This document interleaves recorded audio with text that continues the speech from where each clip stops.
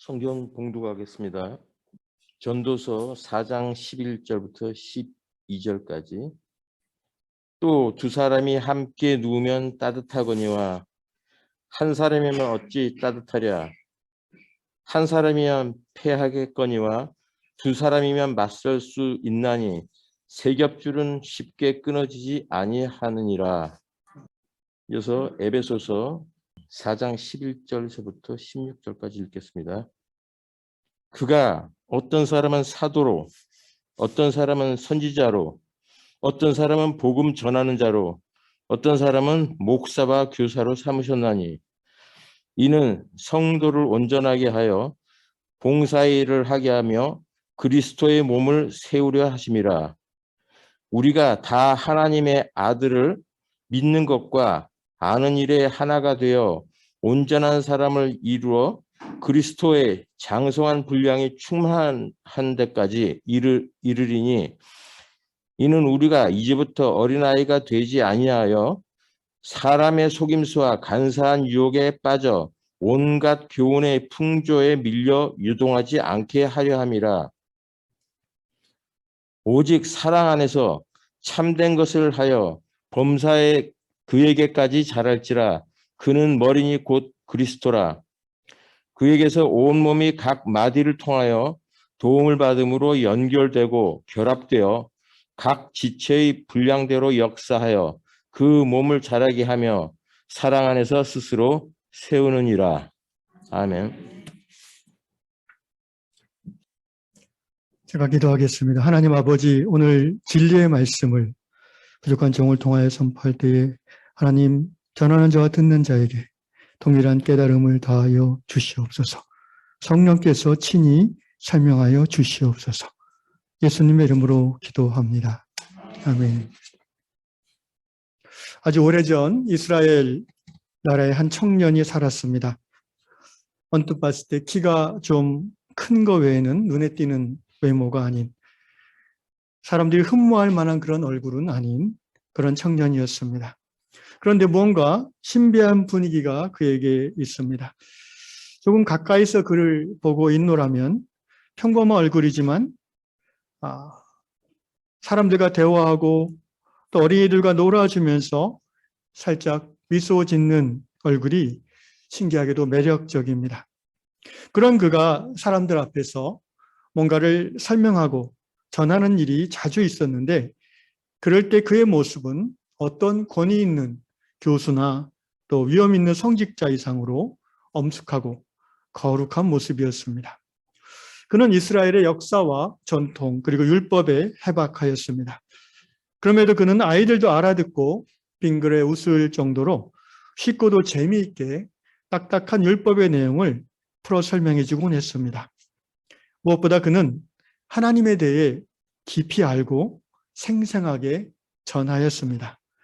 마치 하나님과 한 집에 살았던 사람인 양 하나님의 가족인 것처럼 그는 정말 하나님을 잘 알고 있었습니다.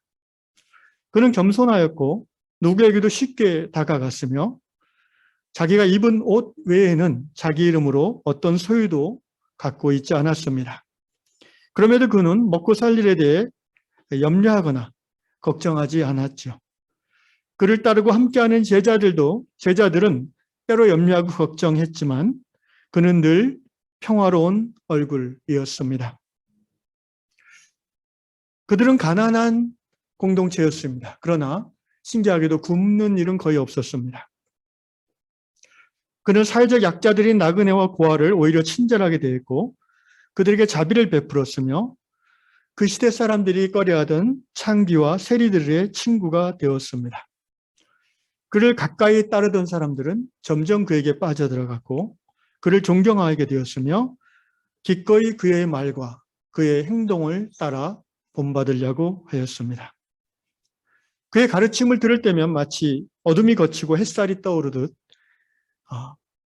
신선한 깨달음을 얻는 일이 자주 있었고 그 자신은 이미 자기가 가르친 대로 삶을 살고 있었습니다. 무엇보다도 그를 보고 그의 말을 듣고 그와 함께 있으면 하나님이 깨달아졌습니다. 하나님이 이처럼 나를 사랑하심을 그를 보면서 사람들은 깨달았습니다. 그와 함께하고 그를 따름으로 사람들은 점점 걱정과 두려움이 없어졌고 자유함을 누리게 되었습니다. 그런데 신기하게도 그 시대 하나님을 사랑하고 누구보다 하나님을 잘 안다는 바리새인들이나 제사장들은 그를 몹시 싫어하였습니다. 그의 말이 거짓이라고 폄하했고 그의 학벌과 그의 출신을 들먹이면서 그를 비난하였습니다. 그와 그를 따르는 제자들을 율법을 모르는 저주받을 사람들이라고 욕하였습니다.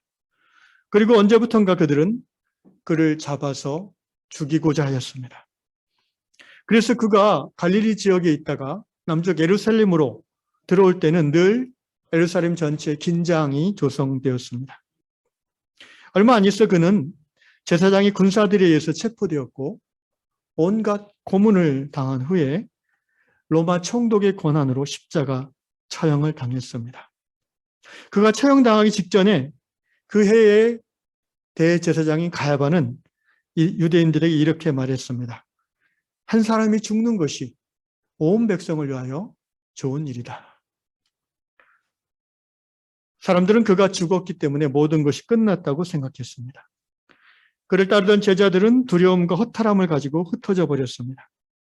그러나 하나님의 역사는 끝이 아니었지요. 그의 죽음은 진정한 생명의 시작이었습니다. 죽어서 시체가 동굴 무덤에 안치된 지 사흘째 되는 날 새벽 미명에 그는 무덤에서 걸어 나왔습니다. 그는 죽음을 이기고 부활하였습니다. 할렐루야. 예수를 믿는다는 것이 무엇이겠습니까?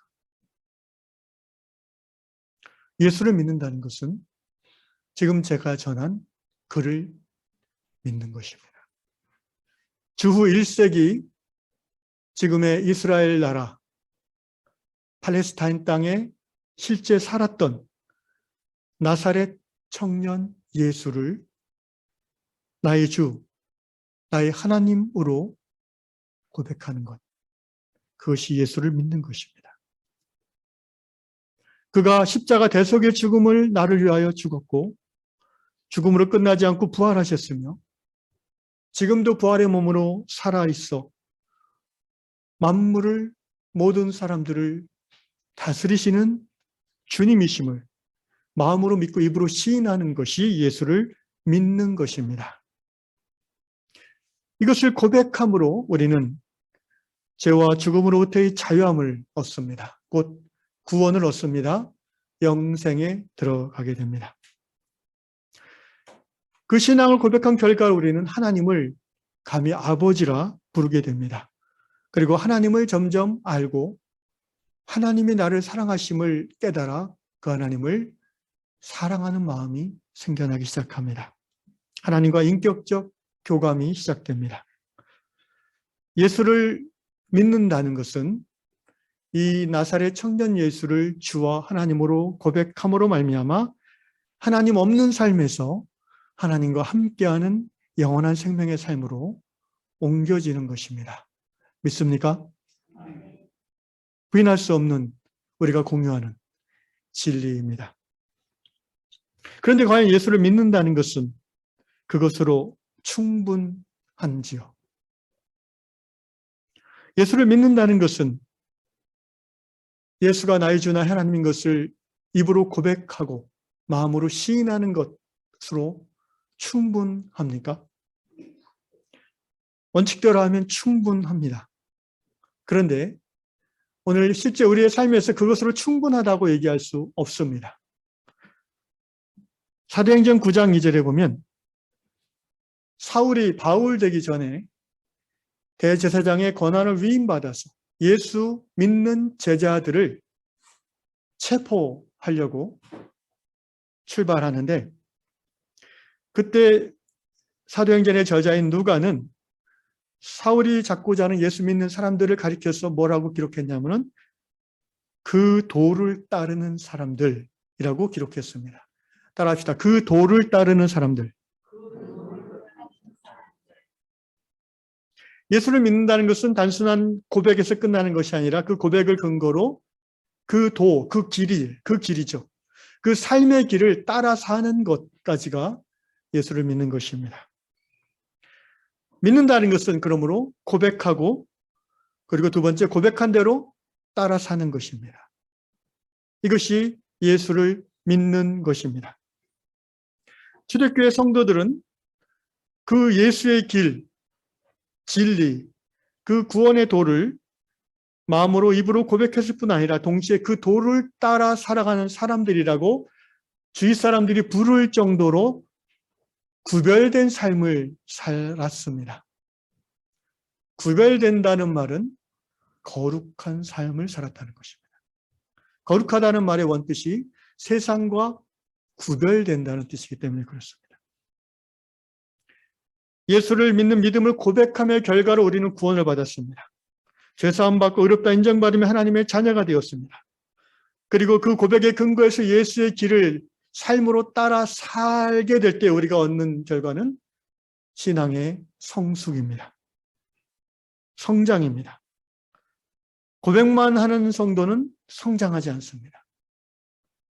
몸으로 부딪히고 경험함으로 우리는 자라갈 수 있습니다.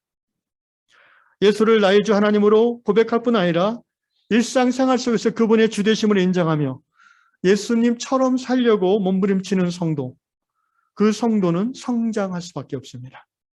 예수 닮아가게 되는 것입니다. 우리는 그러한 성도를 가리켜서 제자라고 말합니다.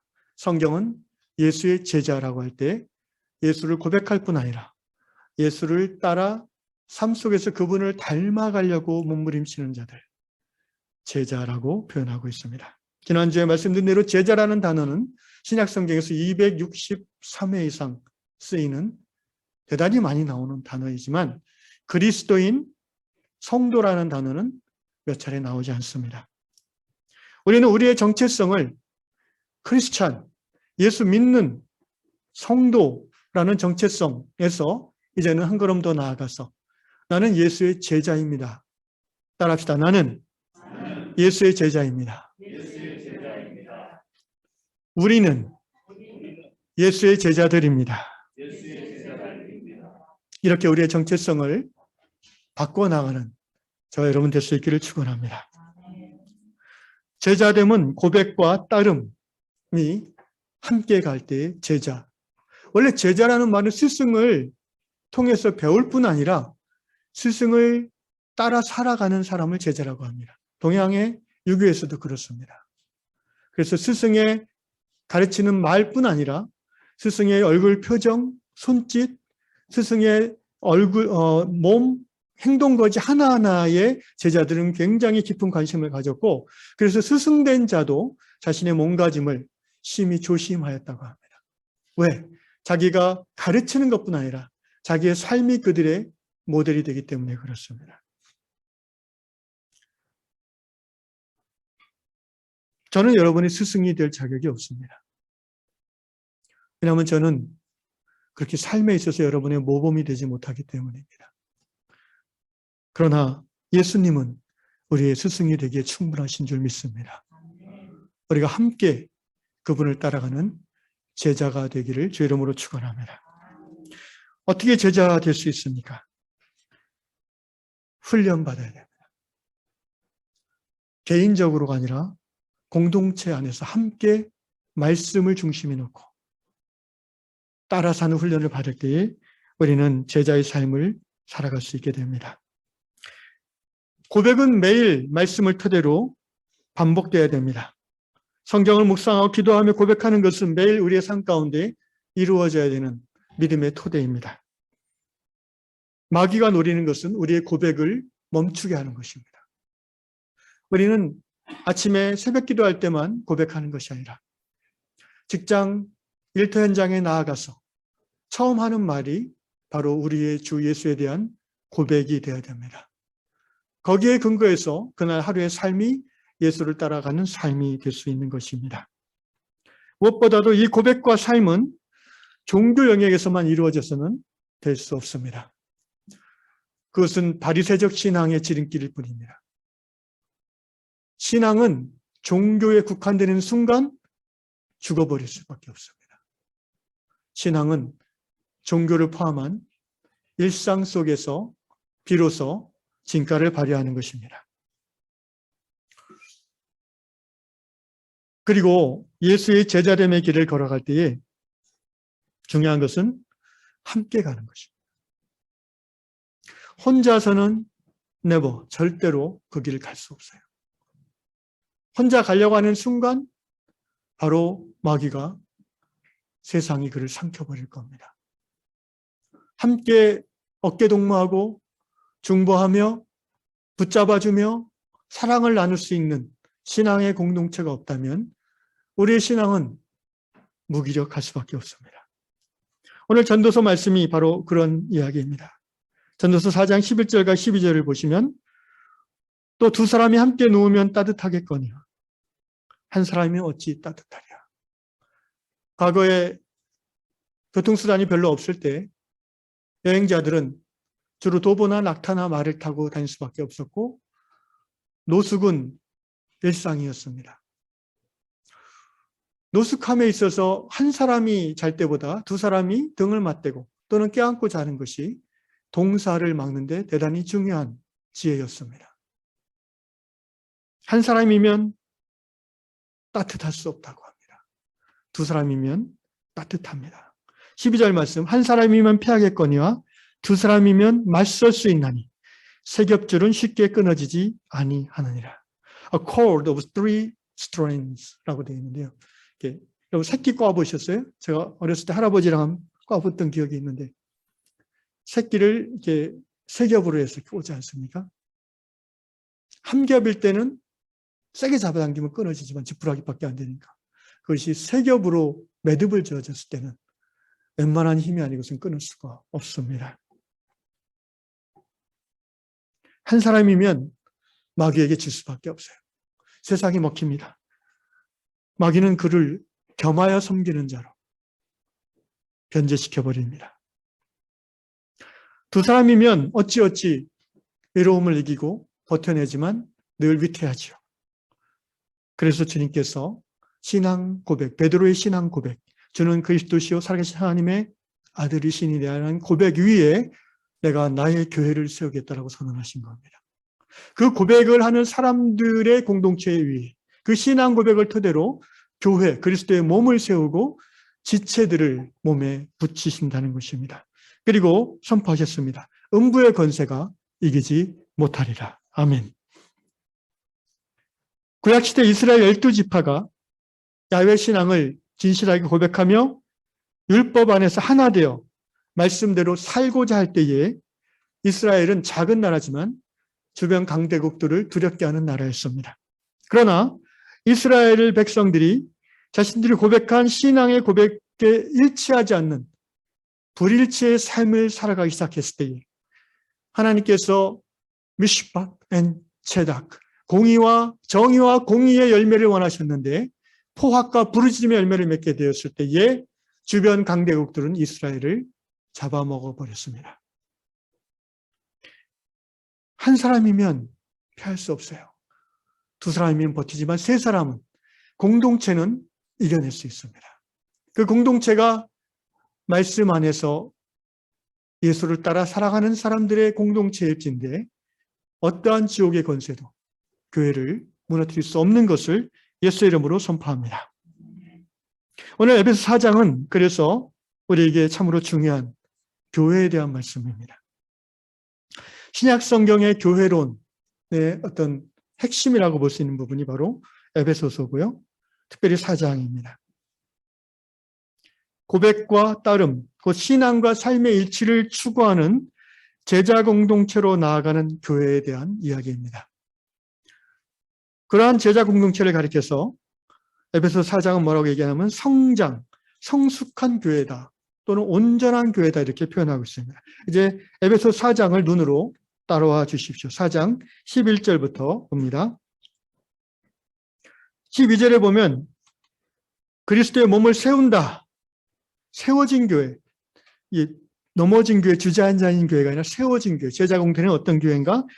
그리스도의 몸을 세운 교회다. 13절, 온전한 사람들을 이루는 교회입니다. 온전한 사람. 여러분, 바울 서신에서 온전하다는 말은 곧 제자라는 말의 대치어입니다. 이것은 제가 발견한 게 아니라 고 ኳ노 목사님의 박사 논문에 나오는 그런 이론이고요. 한국교회에서 받아들이고 있습니다. 그리고 이 제자 공동체를 가리켜서 그리스도의 장성한 분량이 충만한 때까지 이르는 교회라고 13절 끝에 말하고 있고요. 14절에 세상 풍조에 밀려 요동하는 어린 교회가 아니라 요동하지 않는 어른, 성숙한 교회라고 말하고 있고요. 15절에서는 그리스도에게까지 자라가는 교회라고 말하고 있습니다. 머리이신 그리스도께 자라간다. 11절부터 짧은 시간이지만 읽으면서 설명하겠습니다. 같이 읽겠습니다. 11절 시작. 그가 어떤 사람은 사도로, 어떤 사람은 선지자로, 어떤 사람은 복음 전하는 자로, 어떤 사람은 목사와 교사로 삼으셨으니. 짧게 설명하면 다 말씀 사역자를 가리키는 말입니다. 교회 안에 하나님의 말씀을 전담하는 사역자를 세우신 목적이 무엇인가? 12절입니다. 시작. 이는 성도를 온전하게 하며 봉사 일을 하게 하며 그리스도의 몸을 세우려 하십니다. 이거를 이제 그냥 쉽게 읽으면 세 가지 목적이라고 이렇게 이해할 수가 있는데 원어를 천천히 연구해 보면 세 가지 목적이 아닙니다. 한 가지입니다. 성도를 온전케 하는 것입니다. 영어 성경에는 to equip란 말은 이제 구비하다, 갖추다 그런 뜻이죠. His people for works of service.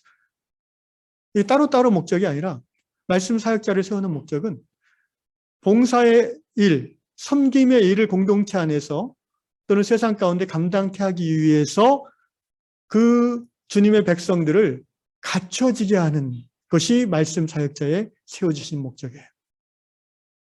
다시 말씀드립니다. 우리가 뭔가 일을 제대로 잘 해내려면 이렇게 장비를 장착해야 돼요. 그냥 세상 살다가 바로 교회에 들어와서 봉사하고 일할 수 없어요. 그죠? 장비를, 눈에 보이는 장비라기보다는 보이지 않는 영적 장비들이죠. 교회에서 보통 이렇게 얘기합니다. 은사를 따라 좋아하는 일을 하게 하면 되는 거 아닌가? 언뜻 보면 맞는데요. 그런데 그것만으로는 불안한 것입니다. 왜냐하면 여러분이 하는 교회 봉사들을 한번 생각해 보십시오. 청소하는 거, 관리하는 거, 성가대 반주하고 지휘하고 영상 촬영하고 절파하면서 말씀 사역하는 모든 것까지 우리는 자꾸 기능적으로만 접근합니다. 잘하고 못하고를 자꾸 생각해요. 그런데 교회는 세상과 달라요. 세상에서도 사실은 한꺼풀 깊이 들어가면 뭘 잘하고 못하고만 보는 게 아니에요. 관계를 보죠. 여러분 직장 생활 하시는 분들 잘 알 거예요. 직장 생활에서 유능함과 무능함이 중요한 게 아니에요. 그것도 의미가 있지만 중요하지만 얼마나 그가 관계적인 능력이 있는가. 사실은 롱런하려면 사회생활 롱런하려면 이 부분이 굉장히 중요하죠. 교회 안에서도 마찬가지입니다. 그리스도의 사역을 감당할 필요한 것들을 아직 훈련을 통해서 장착하지 않은 사람이 그거 잘한다, 그거 좋아한다 해가지고 그 일을 맡기면 쉽지 않습니다. 성탄 추리 장식 하나 해도요. 사람들마다 다 생각이 다르기 때문에 이런저런 말들이 나올 수 있어요. 성숙한 인격의 훈련이 없으면 그런 생각이 제어가 안 돼요. 그러면 열심히 봉사해놓고 또 말 듣고 속상하고 마음 상하고 이렇게 되는 거예요. 두세 명이 같이 교회에 봉사하다 보면요. 반드시 주장이 달라지게 됩니다. 부딪힙니다. 제자의 훈련, 말씀 훈련을 받지 못한 열심과 은사만 있는 성도가 열심으로 봉사하다 보면 반드시 시험에 들게 되는 거예요. 그런 사람이 다듬어지지 못한 채 교회의 리더가 된다? 그러면은 교회 전체가 힘들어질 수 있습니다. 하나님의 뜻이 아니라 사람의 눈치를 보게 되는 리더가 되는 거예요. 제가 부교육자 처음 할 때 좀 충격을 받았던 사건이 하나 있는데 담임 목사님이 뭘 하다가 자기 혼자 저 옆에 듣는데 이렇게 얘기하세요. 그래도 성도들이 좋아하니까 해야지 어떡하겠어. 저는 그때 이제 40대 목사 안수받은 지 한 2년 됐나요? 의욕이 넘치더니 굉장히 이상했어요. 그 말이. 목사님이 하나님이 좋아하시니까 해야지 성도들이 좋아하니까 한다? 또 이런 말씀도 하셨어요. 그래도 교회에서 녹을 받는 우리가 더 해야지 어떡하겠어. 저는 굉장히 그런 말들이 어색하게 들려서 제가 알고 있는 교회랑 달랐어요. 저는 제가 교회에서 월급 받는 사람을 생각해 본 적이 없어요. 나의 삶을 책임져 주시는 분은 하나님이지 사람들이 아니거든요. 근데 그 목사님은 그러시다. 그래가지고 생각할 게 많이 있구나라는 생각을 그때 했었습니다. 여러분, 교회의 직분, 목사를 포함해서 장로, 권사, 집사는 계급장이 아닙니다. 나이 들고 연수가 차면 당연히 뽑히는 자리가 아니에요. 그런 생각이 있다면 그것이 세속적인 생각입니다. 세상적 사고방식이. 동네 탁구클럽은 연수가 차고 좀 봉사 많이 하고 그러면은 돌아가면서 회장할 수 있어요. 교회는 세상과 구별되어야 하는 것이에요. 적어도 주님의 몸된 교회 항존직으로 섬긴다면 말씀으로 훈련받아 인격과 분별력을 갖춰야 됩니다. 어린아이의 덕은 순종이고 어른의 덕은 분별력이라고 합니다. 무조건 순종하는 게 성숙한 어른이 아니에요. 분별해야 됩니다. 무엇을 기준으로? 하나님의 말씀을 기준으로, 진리를 기준으로. 그것을 갖추지 않고 열심으로만, 열정으로만 봉사하면 반드시 문제가 일어나는 거예요. 본인도 시험 들고 다른 사람을 시험 들게 할 수 있습니다. 종교적인 삶에만 머무르는 사람도 교회를 섬김에 있어서 쉽지 않을 것입니다.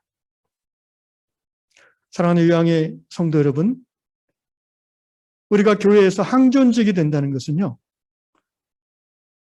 최소한의 말씀을 자기의 삶 가운데 중심으로 놓고 살려고 몸부림치는 그런 모습이 있는 사람이라는 겁니다. 훈련을 통해서 인격과 분별력을 갖춘 항존직 일꾼들이 되시기를 주의 이름으로 축원합니다. 그렇게 될 경우에 4장 12절 보십시오. 그리스도의 몸이 저절로 세워집니다. 말씀 사역자를 통해서 말씀을 훈련받아 성도가 구비되어져서 봉사일을 잘하게 되면 교회의 세워짐, 교회의 성장, 교회의 성숙은 따로 노력하지 않아도 저절로 되는 거예요. 그것은 결과입니다. 말씀 사역자를 중심으로 말씀 훈련을 깊이 있게 받아서 성장한 성도는 자기에게 주어진 은사와 재능을 따라 기쁨으로 섬기게 되고 섬기는 과정에서 자연스럽게 교회는 세워지는 거죠. 13절 읽겠습니다. 시작. 우리가 다 하나님의 아들을 믿는 것과 아는 일이 하나가 되어 온전한 사람을 이루어 그리스도의 장성한 분량이 충만한 데까지 이르리니. 우리 위함께 모든 성도들이 하나님의 아들 예수를 믿는 일과 아는 일에 하나가 되시기를 바랍니다. 믿음과 지식에 있어서 성경을 중심으로 하나됨을 공유하는 교회가 성숙한 교회입니다. 그래야 세상 가운데 하나님의 살아계심을 드러내는 교회다움을 보일 수 있습니다. 하나님의 아들 예수에 대한 믿음과 지식이 서로 다르다, 관점이 다르다. 물론 토론 과정에서 정직한 나눔과 생각을 충분히 발표할 수 있는 보장, 안전함, 공동체가 성숙한 교회입니다. 그러나 적어도 그것이 새신자나 또는 교회 바깥으로 뭔가 의견을 표출할 때는요, 하나된 의견으로 나가야 돼요. 그 안에서 신뢰가 형성되고 서로 사랑하는 관계에서는 자유롭게 토의할 수 있어요. 나는 이 목사님 이렇게 생각합니다. 나는 이것이 이런 줄 알고 있었고, 어떻게 생각하십니까? 서로 이렇게 나눌 수 있어요. 그리고 목사님도 자기가 틀렸으면 인정할 수 있어요. 목사가 예수님이 아니잖아요. 그러나 적어도 새신자나 세상을 향해서 교회가 뭔가 메시지를 전질 때는 하나됨으로 나가야 돼요. 예수를 믿는 믿음과 지식에 있어서 하나 되어야 되는 것입니다. 그것이 성숙한 교회입니다. 그렇지 않으면 일부 교회들처럼 서로 물고 싸우게 되고 세상의 손가락질을 받을 수밖에 없습니다. 14절 읽겠습니다. 시작. 이는 우리가 이제부터 어린아이가 되지 아니하여 사람의 속임수와 간사한 유혹에 빠져 온갖 교훈의 풍조에 밀려 요동하지 않게 하려 함이라. 여러분, 사단의 그 2000년 역사 속에서 사단이 교회를 허물어뜨리는 가장 강력한 전략 중에 하나가 세속화 전략이라고 말씀드렸습니다. 겸하여 섬기게 하는 거죠. 교회 안에 이런 사단의 가치관이, 세상의 가치관이 늘 스며들어옵니다. 어쩔 수 없어요. 왜? 우리가 파라다이스, 그러니까 안전한 천국에 사는 시점이 아니거든요. 세상에 몸을 두고 살 수밖에 없는 사람들이기 때문에 세상 가치관의 영향을 받는 거예요.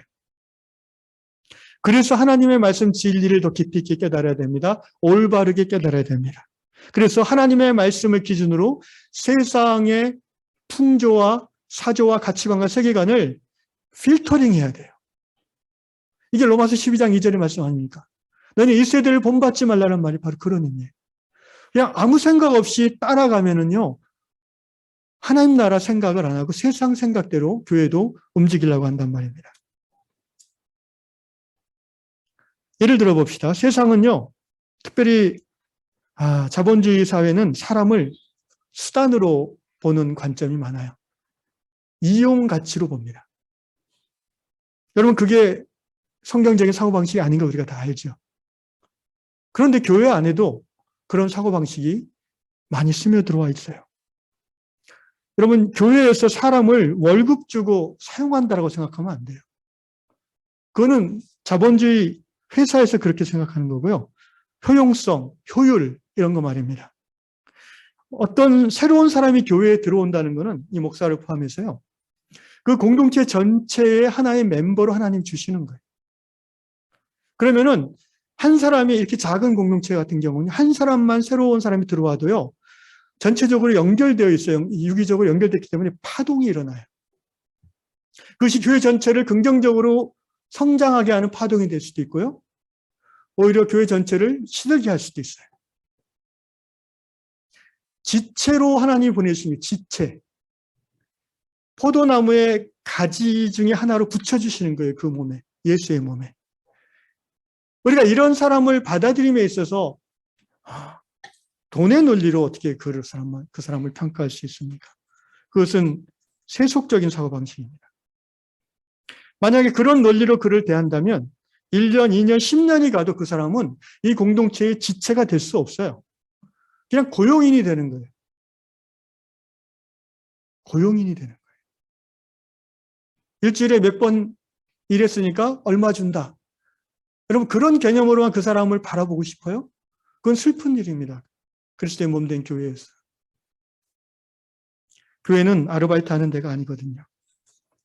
교회는 예수 믿고 그 신앙의 고백을 삶으로 실천하고자 함께 몸부림치는 주님의 몸의 지체들의 모임이거든요. 이런 세속적인 사고방식에 교회가 좌지우지되고 중요한 결정들이 이루어진다면 교회는 오늘 본문 말씀대로 이리저리 밀려 세상 풍조에 밀려 요동하게 됩니다. 그럼 하나님이 우리를 수단으로 대하십니까? 생각해 보세요. 하나님이 우리를 우리 이 집사, 김 집사, 강 집사 요 정도 이용 가치가 있네. 근데 나이 들면 없어지겠지? 그럼 내보내겠다. 그럼 하나님이 그렇게 해서 우리를 대하세요? 생각해 보세요. 하나님이 우리를 목적으로 대하시는데 우리는 우리 자신도 모르게 사람을 자꾸 수단으로 대하려고 해요. 그리고 우리 안에 그 사람을 끼워주지 않아요. 이게 누가 우리 끼워주지 맙시다라고 해서 하는 게 아니에요. 우리의 자기중심성이, 죄악된 본성이 자연적으로 그렇게 형성해요. 그래서 예수께서 누가 나의 진정한 가족이냐라는 말씀하신 거예요. 하나님의 뜻대로 행하려고 하는 사람이 나의 모친이요, 나의 누이요, 나의 형제다. 하나님이 그런 사람을 우리 교회에 붙여주셨으면 우리는 그를 가족으로 당연히 받아들이고 그가 소외감을 느끼거나 그가 어떤 거절감을 느끼지 않도록 조심해야 되는 겁니다. 왜냐하면 그도 사람이잖아요. 금방 이 멤버들은 전혀 느끼지 않지만 그는 느낄 수 있는 거예요. 할렐루야. 따뜻한 교회가 어떤 교회예요? 하나님이 보내신 그 사람을 수단이나 이용 가치로 여기지 않고 진정한 형제 자매로 사랑으로 품어주고 기다려주고 그가 여기에 적응하고 우리 가운데 신뢰가 형성될 때까지 함께 자라가도록 도와주는 그것이 바로 성숙한 공동체고 따뜻한 교회가 되는 줄로 압니다. 에베소 4장 15절 같이 읽겠습니다. 시작. 오직 사랑 안에서 참된 것을 하여 범사에 그에게까지 자랄지라. 그는 머리니 곧 그리스도라. 이 사랑 안에서 참된 것을 한다는 번역은 원문에 좀 더 가까운 번역은 speak the truth in love. 사랑 안에서 진실을 말해주는 것을 의미합니다. 쉽게 말하면 뒷말하지 않고 그를 정말 사랑한다면 그의 잘못된 말이나 행동에 대해서 많이 기도하고 고민하다가 조용히 찾아가서 또는 두세 사람이 그를 만나서 넌지시 얘기해 주는 거죠. 그 지적으로 느껴지지 않고 이 사람이 날 정말 아끼고 사랑하는구나라고 느끼는 그 감정과 더불어서 이러이러한 부분을 고치시는 게 좋을 것 같아요 라고 얘기하는 거죠. 근데 여러분 사랑하지 않으면 말하지 않습니다. 그렇지 않아요? 돌아보세요. 자기 자식 사랑하니까 자꾸 지적하게 되는 거. 사실은 그런데 방식이 좀 잘못될 때가 있지만 사랑하면은 진실을 말해주게 돼 있어요. 우리 신앙 공동체가 그런 교회가 될 때에 성숙한 교회를 할 수 있는 겁니다. 16절 같이 읽겠습니다. 시작. 그에게서 온 몸이 각 마디를 통하여 도움을 받음으로 연결되고 결합되어 각 지체의 분량대로 역사하여 그 몸을 자라게 하며 사랑 안에서 스스로 세우느니라. 그에게서 예수님, 머리 대신 예수님으로부터 은혜와 진리가 흘러나와 공동체 안에 각 마디라고 표현했는데 이 마디라는 것은 공동체의 리더들을 말합니다. 저희 교회 같은 경우 이제 목사님과 장로님을 말하겠죠. 그들을 통해서 도움을 받습니다. 지체들이. 그러니까 이 리더된 자는 그런 의미에서 굉장히 무거운 거예요. 무거운 사명감이 있는 거예요. 자신의 말과 행동과 삶을 통해서 예수님의 모습이 은혜와 진리가 교회 안으로 퍼져가는 그런 뭐라고 할지 센터라고 할까요? 그런 막 역할을 하는 거예요. 그 기지 역할을 하는 거예요.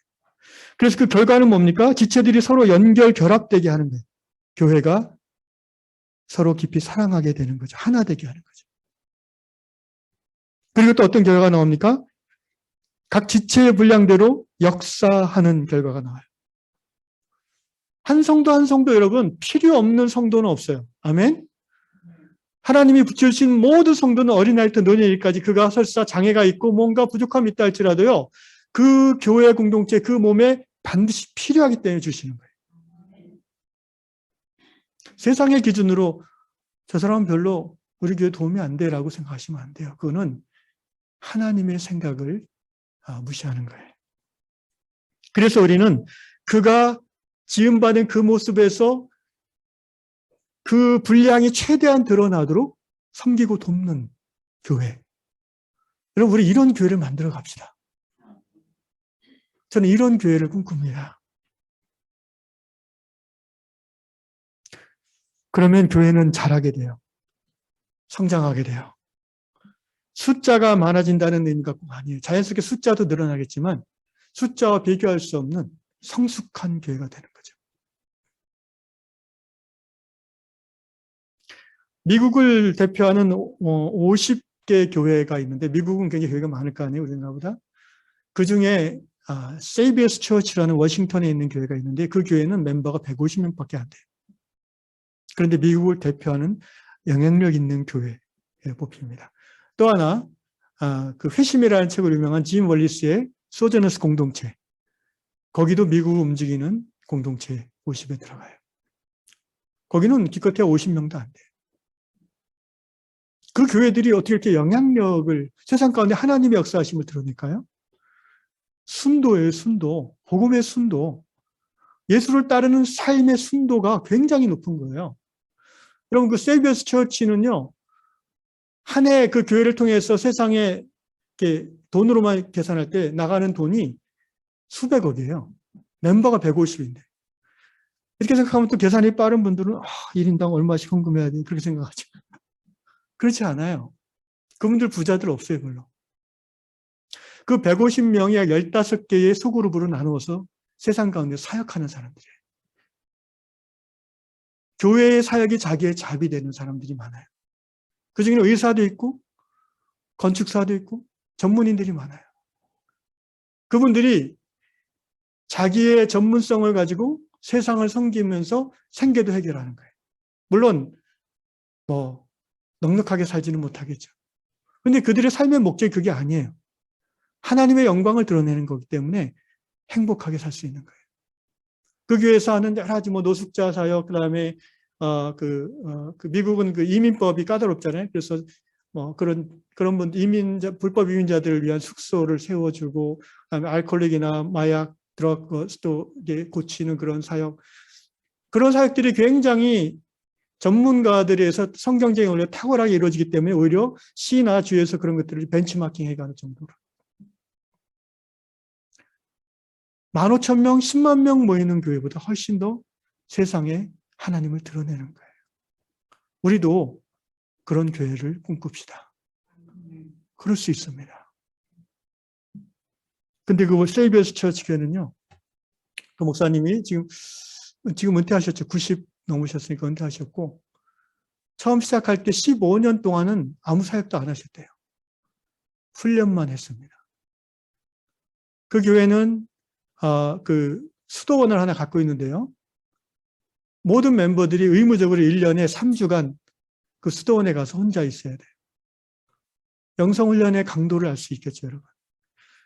그 교회는 그냥 왔다고 두세 번 예배 참석했다고 등록교인으로 받아주지 않아요. 2년이 걸려요, 등록되려면. 2년 동안 기본적인 그 훈련 과정을 이수를 해야 돼요. 그래야 그 교회의 멤버가 되는 거예요. 물론 그 교회만이 정말 교회다라고 얘기하는 건 아니에요.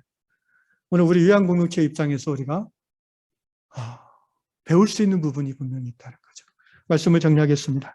예수님을 머리로 그분의 몸을 이루기를 원하는 요양 성도 여러분, 함께 예수님을 고백하고 함께 예수를 따라 사는 제자 공동체를 우리가 함께 이뤄가기를 바랍니다.